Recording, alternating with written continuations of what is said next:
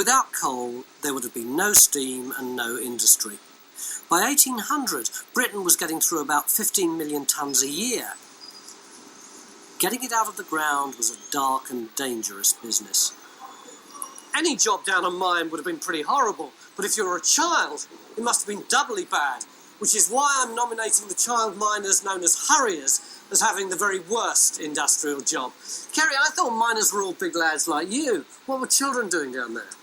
Well, in the past, of course, the tunnels weren't as large as they are in modern mines, and it was easier for children to negotiate them, and also cheaper to employ children than fully grown adults. So what did these Harriers do? Well, the Harriers, or drummers as we call them in South Wales, they actually brought the coal from the coalface, which had been cut by the colliers, back to the main roads. How old were these kids? Officially they started about 8 years old, but there have been cases of 5 and 3-year-olds working underground. And that's what I've got to do? And that's what you've got to do. Well, I can do what a 5-year-old can do. Of course you can. You'll get an idea of how bad being a Harrier was when I tell you their eventual replacements were pit ponies. I can't shed the years to get an idea of the terror of a 6-year-old going down into the dark for the first time. But I can at least shed the hard hat for once. Instead, I get some breeches and a white shirt, and I've got a feeling it's not going to stay that way for long. Harriers' only light was from candles, which could cause explosions. They were forced to buy them at marked-up prices from the mine owners. They had to walk up to a mile to the coal face. On the way, I accidentally found out about one of the Harriers' young colleagues. Are we at the end, Kerry? No, we're not at the end yet, Tony. Well, what's this thing here, then? This is a ventilation door. It's a door? It's a door. But hardly see it in the dark. Why do you have doors in mines? Well, mines have to have doors. It directs the ventilation around all the workings. So does it stay shut all the time? Yes, except when there's coal coming out, and then obviously it's got to be opened and then closed behind again. So who opens and closes it? A young child. They were called trappers, or door boys in South Wales. Well, I have to say, that does sound just about the easiest job in the whole world. Yes, of course it is. You sit there. Right. Hold my rope. You hold your rope. Yeah. You hear a noise. You open the door. Well, it's a doddle.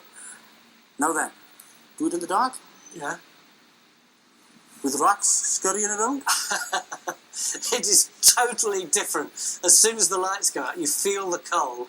You feel so isolated. Have you even turned the light back on there, Kerry?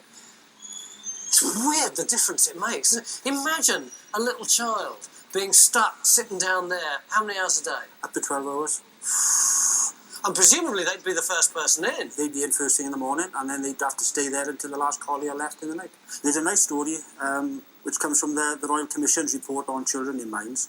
And the commissions were actually visiting a colliery, and they came across a young trapper called Mary Davis in the Merthyr Tydfil area, and she was actually sleeping by the air door.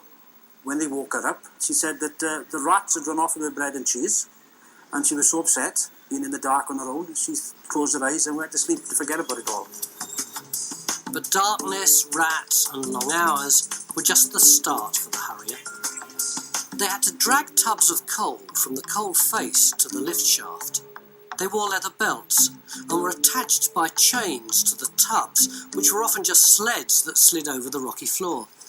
And this is where the Harriers would have worked. Yes, this is one of the mine tunnels, and this is a coal cart. These little kids had to drag these things along. Yeah, they pulled weights of up to half a ton. Oh, but apart from the weight, it's the dust. Their clothes must have got filthy. And they got dripped and everything else. So they had a solution for that in the north of England. Which was? Not wear any clothes.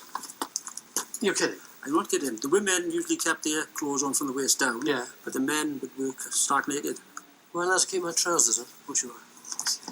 So what do we know about these children and the work that they did? Well, one of the best descriptions we've got is of Edward Edwards, aged 7 years old, of Britain Ferry. He described his day's work. He dragged one of these back and forth 60 yards at a time from the coalface to the main roads. As he said, sometimes he pushed it, sometimes he pulled it, sometimes it fell on him, broke a bone here and there. Not a very pleasant occupation at all. I'll tell you what, there's enough parking in here. You aren't going to beat me up if I don't do it fast enough, are you? No, not at all. Right. I have to get down on my hands and knees, because it's so low here. Right. Cool. Blimey, I can hardly move the thing at all. Lord knows how. a 4 or 5 year old did it. And that tunnel is about the size of the tunnel they would have been working in. Kerry, I think there's a gradient here, isn't there? Yes. The tunnels actually followed the coal seams themselves. I don't know how these kids managed to get these things uphill.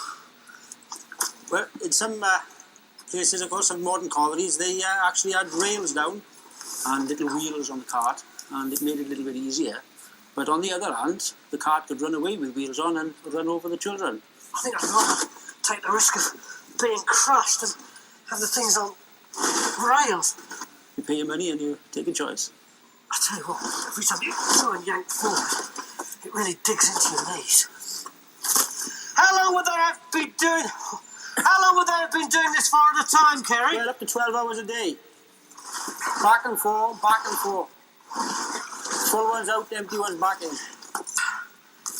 The other thing, of course, is that every time you move forward, you're kicking up the dust. And then, as soon as you've finished the forward motion bit, you breathe in like mad in order to gulp some more air. And the dust goes straight down your throat.